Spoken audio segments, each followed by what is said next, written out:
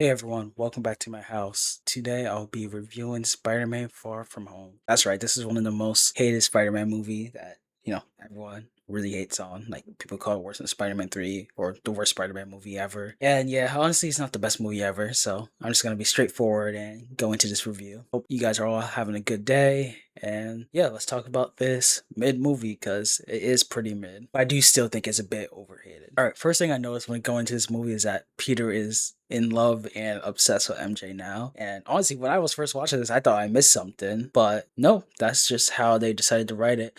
Most of their romance was off screen between, I'm guessing, Endgame and this movie. So yeah, I mean there was definitely signs in Homecoming, like she was kind of keeping an eye out on him because she liked him and because she thought he was Spider-Man. So yeah, I guess it kind of makes sense, especially since Peter had to get over Liz and then another girl was giving him attention, so I guess it makes sense he would fall in love with her. I do wish they had some more of a segue because it really does feel a bit random out of left field. But I guess they do a good job portraying how obsessed Peter is, so I guess I could see it and it's somewhat plausible, but it still feels pretty random to me. So yeah, I wish we got to at least see some more of that or some flashbacks or something to explain that because we didn't really get to see any of that. So yeah, I definitely think they could have did better with that part. But overall, the romance was cool, and it's not the same level as Andrew and Gwen. So yeah, I guess it just doesn't hit the same for me. But it's still pretty good. Maybe it gets better in No Way Home. But yeah, my main thing of what this movie is that it's a transition movie and it doesn't do that good of a job transitioning the plot to No Way Home. I mean, the Spider Sense thing, amazing, which I'll get into later. But other than that, it's kind of just like a fun, goofy, comedic movie. That's really all it is. I will say it is pretty enjoyable, and the comedy was really good. I was laughing out lots of times, so I will say that. But overall, just not lots of depth to this movie. Kind of like what I was saying with Homecoming. That I was scared Homecoming was gonna do. Like I was saying, like if Homecoming didn't have those like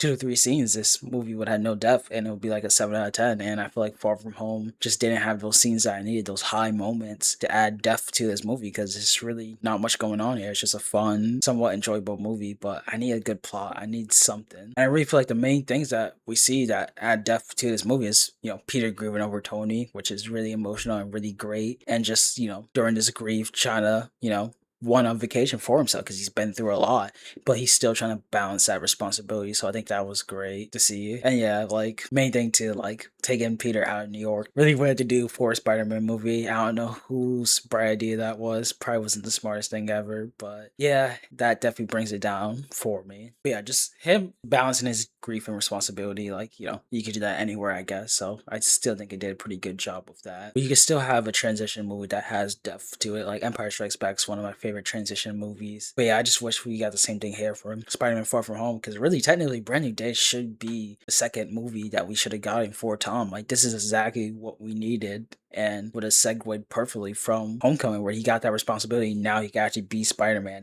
and he learned his things and explore the city, help people out, be a friendly neighborhood Spider-Man. We just don't get that from Tom yet, which really does suck. He's still amazing though, don't get me wrong, but we really do need to see that aspect of Spider-Man, which we just don't see in this movie because he's not in New York. So yeah, Mysterio was a cool villain. He was all right, nothing too crazy. I didn't like him like insanely good. Definitely not better than any of the Toby or Andrew villains. There is a plot hole with the drone because I think Peter definitely does give confirmation to transfer the glasses Edith, but at the end, Mysterio doesn't have to transfer it. I guess you could say Mysterio technically planned it out and he transferred it off screen, but I generally think the writers forgot about that. And yeah, the plot hole doesn't really bother me too much, but yeah, it's definitely a plot hole, which does suck. And even then, like Mysterio revealing his identity to Peter did feel kind of somewhat like a plot hole, especially how arrogant and confident Mysterio was. Would it make sense he had this as a backup plan?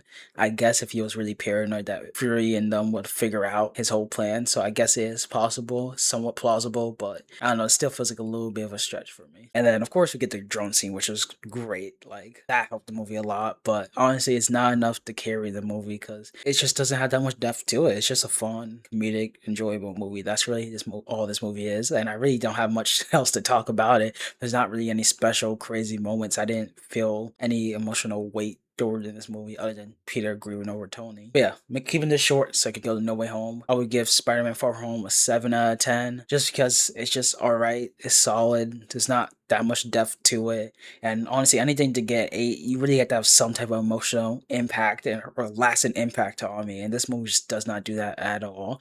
There's great stuff with Peter and the responsibility stuff, the drone scene. But other than that, it's just a fun comedy movie. There's not much to it.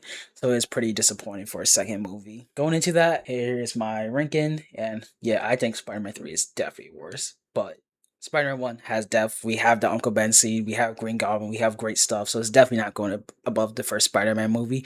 Sadly, as much as I hate Toby, but it's definitely going over Spider-Man 3. Like, that has way more plot holes and just bad writing compared to Spider-Man Far From Home, which has like no depth or writing, but it's still fun and doesn't have that many plot holes. So I guess I would enjoy it more. So yeah, it's probably gonna stay towards the bottom, sadly. Right, and that was my review for Spider-Man Far From Home. Hope you guys are enjoying these shorter videos and trying to push these out here before a brand new day. And yeah, I hope you guys enjoyed. And I'll see you guys on the next one with No Way Home.